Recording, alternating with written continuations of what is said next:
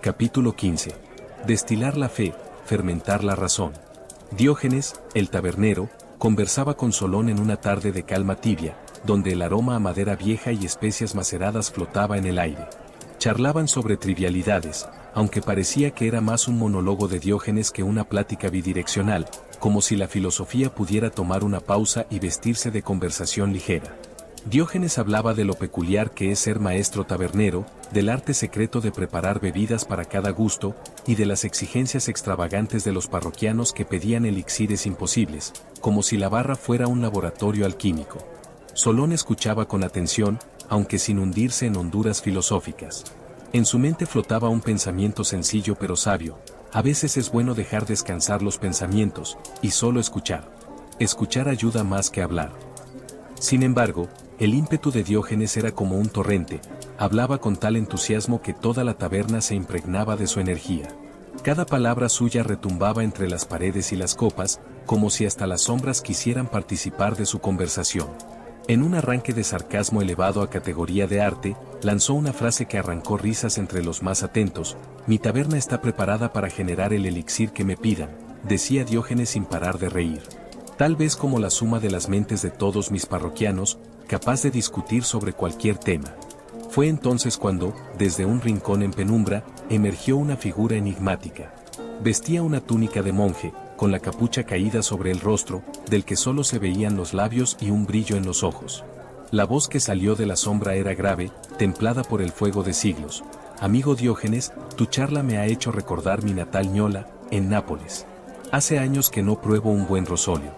Mi paladar se regocijaría si pudiera volver a saborearlo». Era Giordano Bruno, el hereje de las estrellas, el amante de lo infinito, que al fin se manifestaba con su nostalgia convertida en deseo. Diógenes, con su habitual mordacidad, respondió sin perder el ritmo: «De todas las bebidas que tengo, Giordano, me has pedido justo la que no poseo», dijo riendo descomunalmente. «Pero acepto el reto. Preparemos el rosolio, el rocío del sol. Y acepto el reto porque, aunque muchos pseudo-vinateros dicen que es fácil, el rosolio, como la vida, tiene su fórmula perfecta».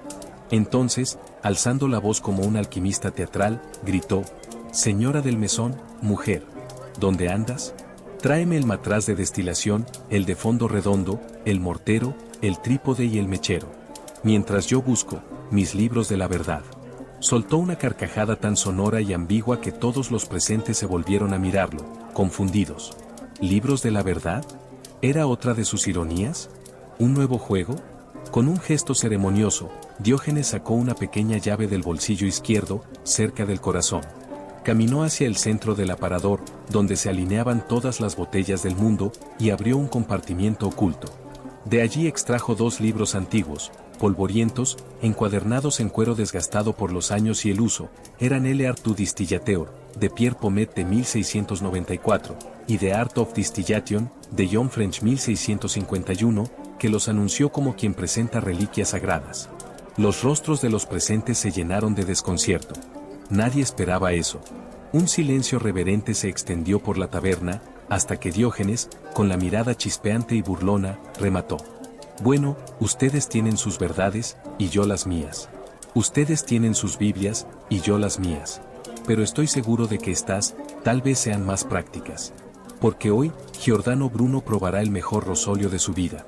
Diógenes, mientras desempolvaba con teatralidad los libros, giró la cabeza hacia Bruno y con una sonrisa ladeada, casi paternal, le soltó sin aviso: «No te preocupes, Bruno. A ti te han expulsado de más iglesias que yo de tabernas, y eso ya es decir mucho. Te echaron por retar, por contradecir ideas preestablecidas, por pensar más allá del dogma y señalar que el universo no gira en torno a sus caprichos. Pero mira, aquí nadie te excomulga por pensar, al contrario, aquí destilamos pensamientos y fermentamos verdades en copas de vino y aguardiente». Levantó uno de los libros como si fuera un cáliz y declaró, con solemnidad burlona: «Y te aseguro, amigo mío, que lo que destilaré con ayuda de estos 2 grimorios del alambique, no pondrá tela de juicio vuestro creer. Porque lo que haremos esta noche no será solo un rosolio, sino una vindicación líquida de tu memoria y tu fuego interior. Brindaremos con estrellas embotelladas, y cada trago será un sorbo del infinito». En ese momento, Erasmo de Róterdam, que hasta entonces se había mantenido en silencio junto a una columna, se acercó a la barra con la naturalidad de quien ya conocía la casa y el alma de sus anfitriones. Con gesto afable y lleno de camaradería, posó su mano en el hombro de Solón, como quien comparte una confidencia entre eruditos. Para cualquier libro se requiere atención y dedicación, querido Solón, dijo con tono pausado. Y si hay alguien en esta taberna capaz de comprender esos volúmenes que Diógenes ha invocado como evangelios de alquimia, es él mismo. Como he escrito antes, quien ignora la historia y la lengua del autor, difícilmente podrá captar el espíritu de su obra. En ese preciso instante, la señora del mesón hizo su entrada. Llevaba entre sus brazos el matraz de fondo redondo, el mortero, el trípode y el mechero, como quien porta las reliquias de una ciencia olvidada.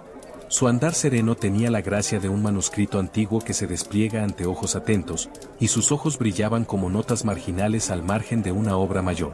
Erasmo la miró con un respeto casi devoto y añadió, entre sonrisas contenidas: la belleza de nuestra tabernera es como un buen libro, basta con abrir sus páginas con el asombro del filólogo y la paciencia del hermeneuta, para descubrir misterios que no se enseñan en los concilios ni en los tratados. Pero, suspiró, con fingido lamento, estoy seguro de que, por más refinados que sean los perfumes del rosolio que estamos por destilar, no podrán embriagarnos tanto como el aroma de su cabellera.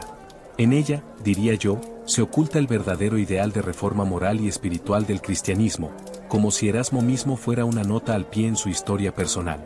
Las risas suaves se extendieron por la barra, mientras el vino llenaba lentamente las copas. Entonces, con una seriedad repentina, como si el espíritu del humanismo volviera a posarse en su voz, Erasmo levantó su copa vacía y proclamó: pero así como Diógenes busca en sus textos antiguos la fórmula perfecta, busquemos nosotros, amigos, retornar al sentimiento de las primeras palabras.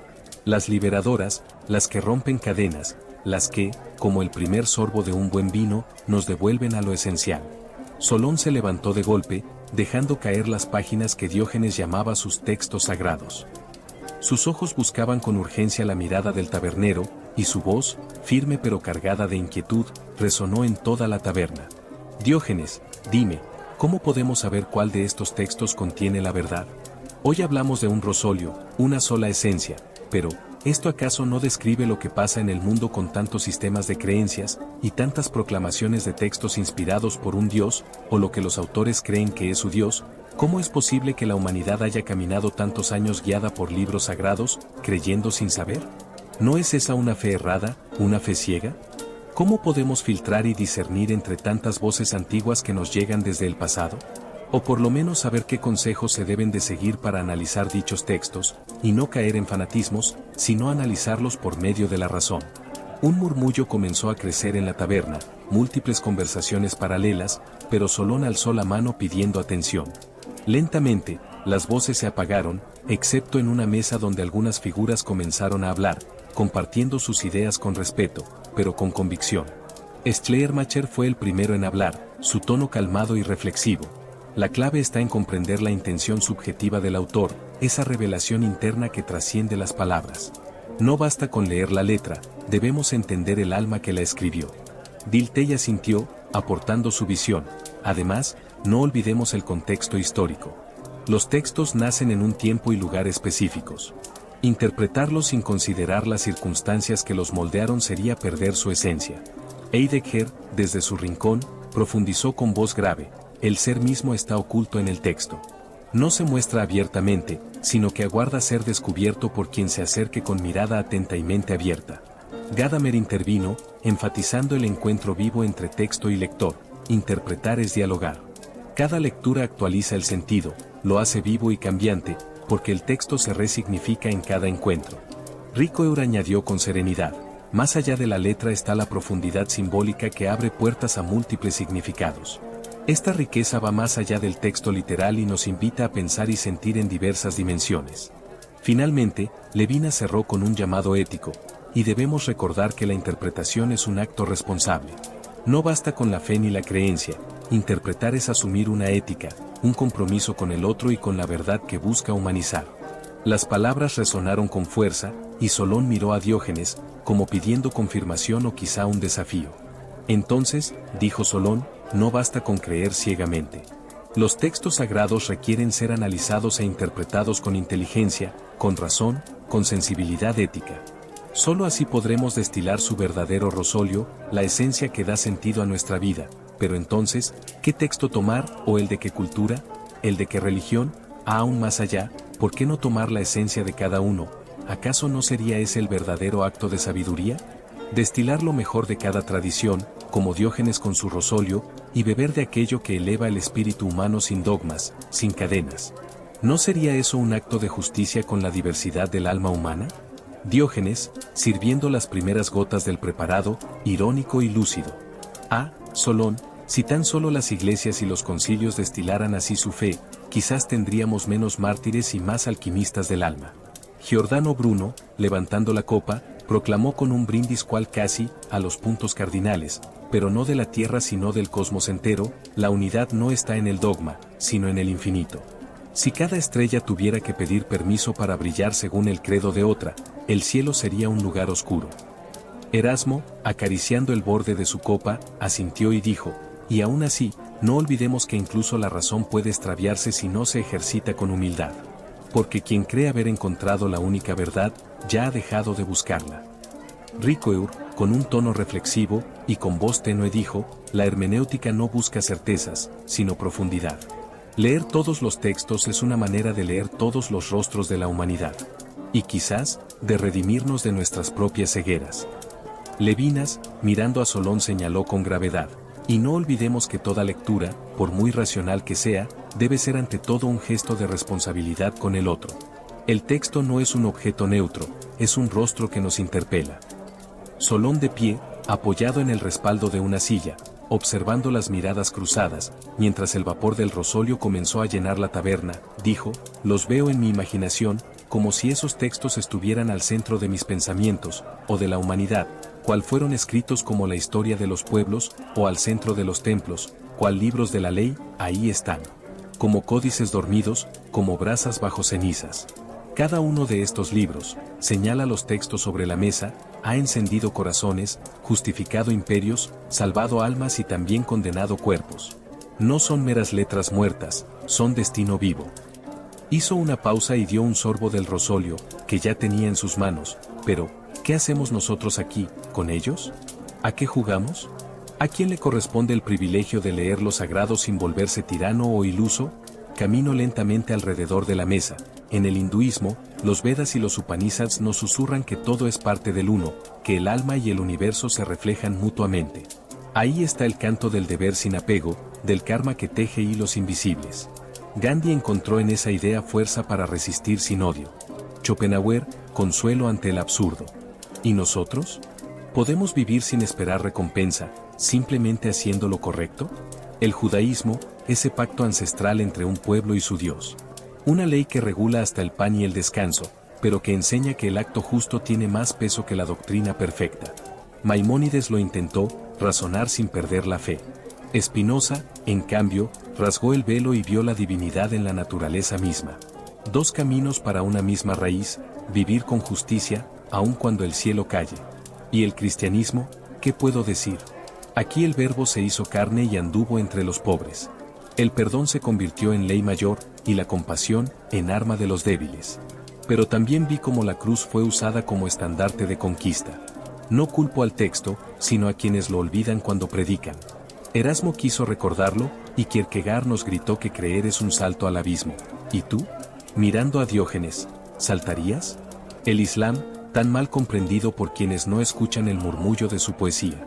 Su misión, dicen, pero yo leo, armonía con el orden del mundo. Alá es uno, y cada acto puede ser oración si se hace con intención pura. Rumi bailó con esa idea. Avicena y Averroes intentaron dialogar con los griegos, como nosotros esta noche. ¿Y nosotros?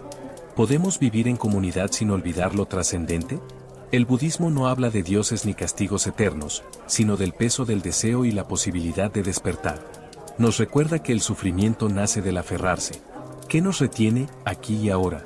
Gruna nos dijo, la vacuidad no es nihilismo, sino apertura. Watts, que tal vez hay más sabiduría en el silencio que en todo este ruido nuestro. Las religiones indígenas, no hablan, cantan el Popol Vuh, no argumentan, celebran. Sus verdades están en el maíz, en el trueno, en la danza del fuego.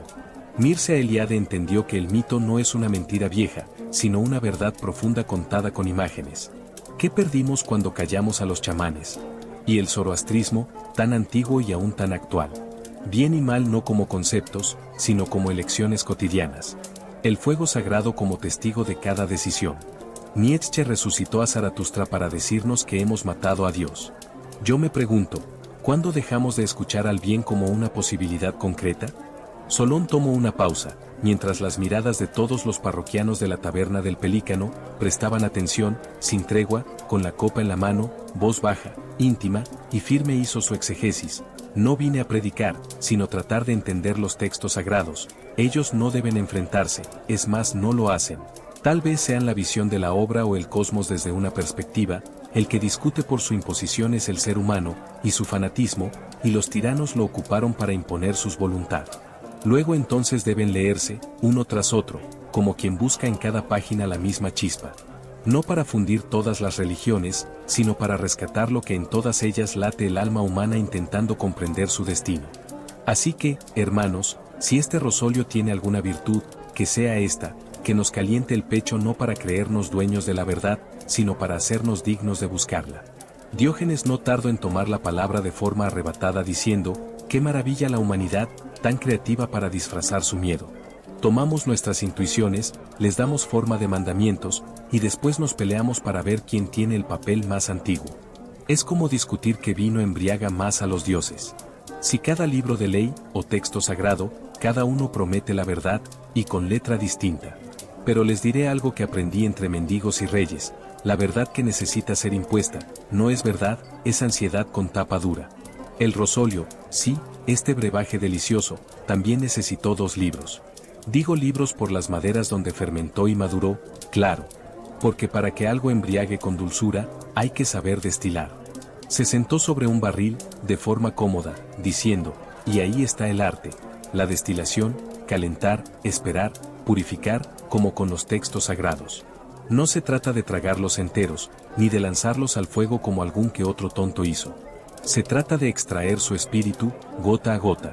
Alambiques del alma, eso somos, si sabemos escuchar.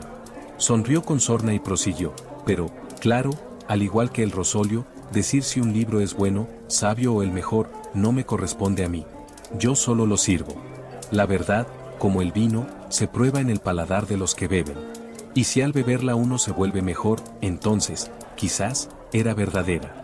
Se levantó y comenzó a pasar entre las mesas, haciendo mucho ruido de copas vacías, que iba levantando. La atmósfera se llenó de un silencio rotundo al pasar por la barra donde estaba Giordano, con la mirada en el borde dorado de su copa, y habló con una serenidad casi mística. ¿Rosolio? ¿Rosolis? El rocío del sol. Así le llamaron los antiguos alquimistas. Y no por capricho. El sol, símbolo de la verdad. El rocío, lo que de él cae sin violencia, pero con persistencia. Lo que fecunda la tierra, sin quemarla.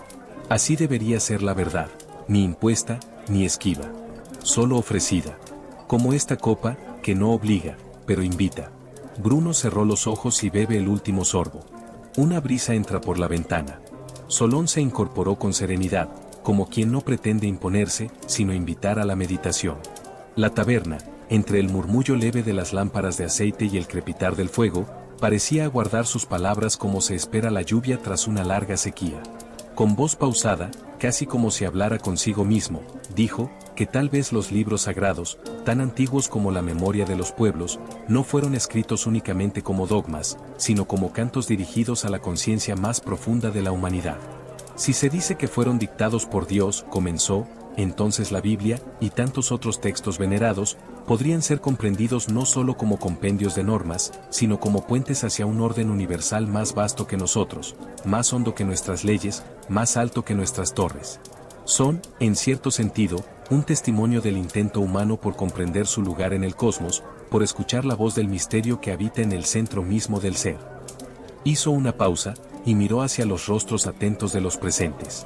Luego continuó, señalando que aquellos que escribieron esos textos, en épocas remotas, no eran simples narradores, sino muchas veces los propios legisladores de sus pueblos. En un tiempo en que la palabra de los dioses era la única ley posible, aquellos sabios, profetas o chamanes, llámeseles como se quiera, supieron revestir sus normas de un halo divino, porque sólo así podía el pueblo reconocerlas como legítimas. No eran manipuladores, eran visionarios. Tal vez comprendieron que para sembrar orden en medio del caos, debían hablar con la autoridad del cielo, aun cuando pisaban con humildad la tierra. La taberna se sumió en un silencio aún más hondo. La brisa de la noche rozaba las copas medio vacías del rosolio, y las 3 velas centrales titilaban como si dudaran entre quedarse o extinguirse. Solón prosiguió, ya más quedamente, como si temiera romper un hilo invisible que tejía su pensamiento con la escucha de los otros. Pero los tiempos han cambiado, dijo, y lo que fue en su origen palabra sagrada, hoy se presenta ante nosotros como símbolo, como metáfora. No por ello pierde fuerza. Al contrario, ahora exige de nosotros algo más difícil, ser interpretada. No basta con repetir sus versos, hay que destilarlos en el crisol de la razón, de la inteligencia, de la experiencia vivida. Cada generación debe volver a esos textos no para adorarlos, sino para comprenderse a sí misma a través de ellos. Miró entonces hacia la esquina donde estaban Giordano Bruno y Erasmo de Rotterdam que permanecían meditativos, y dijo, y cuando uno haya una verdad en esas páginas antiguas, por pequeña que sea, no debe encerrarla en un libro ni en una doctrina. Debe ponerla en práctica. Esa es la única liturgia que aún nos queda, actuar con conciencia, con voluntad, como si cada gesto fuese un acto de justicia divina y social al mismo tiempo. Nadie habló después. No porque no tuvieran nada que decir, sino porque algo en esas palabras los había tocado, como una campana que sigue vibrando mucho después de ser golpeada. La taberna entera se sumió en una calma solemne, semejante a la de un monasterio después de la lectura santa del día. Solo el fuego siguió crepitando, como un corazón despierto en medio del misterio compartido.